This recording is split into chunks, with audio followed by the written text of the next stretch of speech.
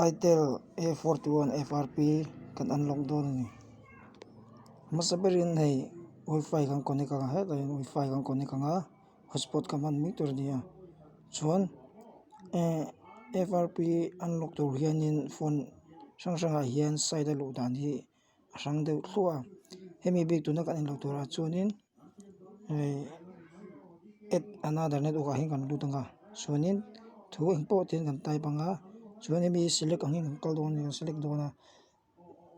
Dengan select khuan ko option ra lang ta headlight to pathumai ang click nga chuan assist ang click ang assist ang click kanin ta hian chrome ang click ang chrome ang lu ta chuan chrome ang lu khan vn rom lai vn rom bypass apk hi chuan la chung ba 2020 hi kan lu ta nga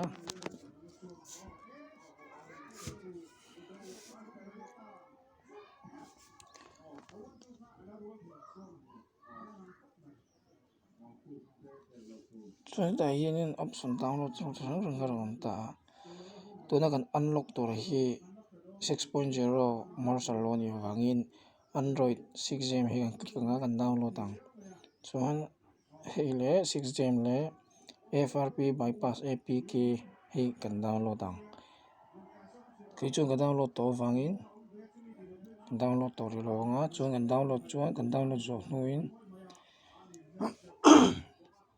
hetlai option a hian download en na hom chuan download a direct kan lu tanga hom lo pon tin kan back le ringa kan download zo to nuwa kan back le riang tin kan back le re ta hian file manager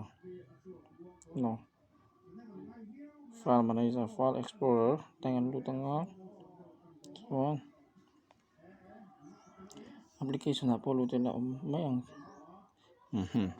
tin kan download zo nu kan hi 6gem zo ka hi kan install ma sang install nga accept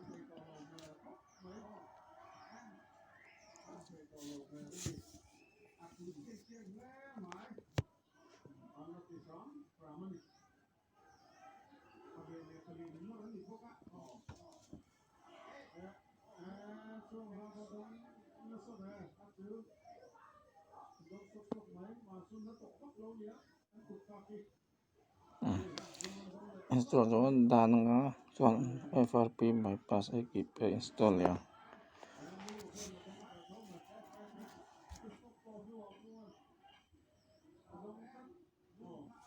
hei chu kan dan lovin kan open ang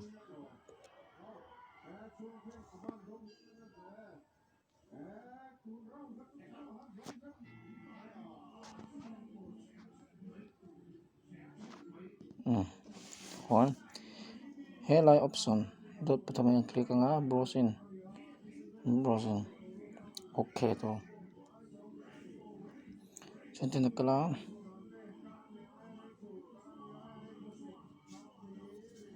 Google account po kai mani ta po kan set sa ka sign in don ni tu hon kai account ka sign in don ta ang ni pon no ti ni chu nang mani account mo khoi sign in nga sign in zo an unlock fel to no an remove la mai don ni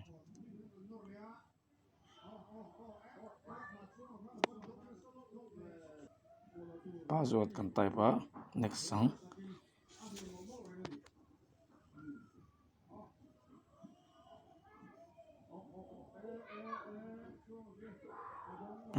kan phone ni kan reboot ang start mo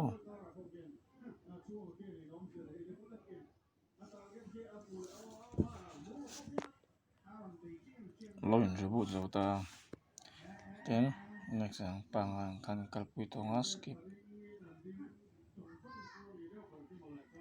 nga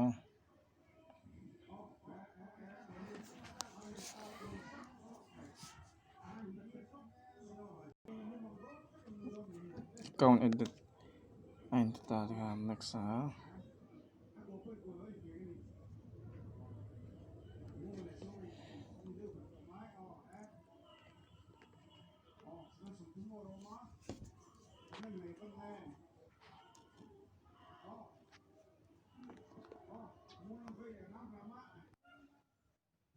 Not now.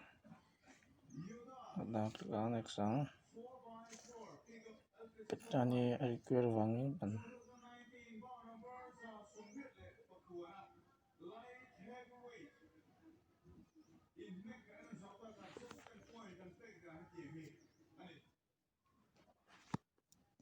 Kan FRP kan unlock tani. Heta account kha remove le mai tur nge kan account eta kha.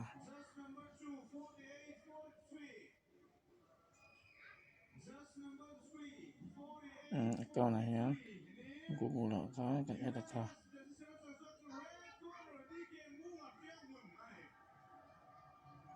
Remove.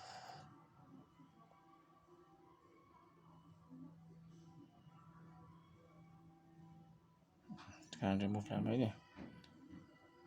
Chuan security a peta kha normal kan ta. Kan FRP Itel A41 chu kan unlock tani.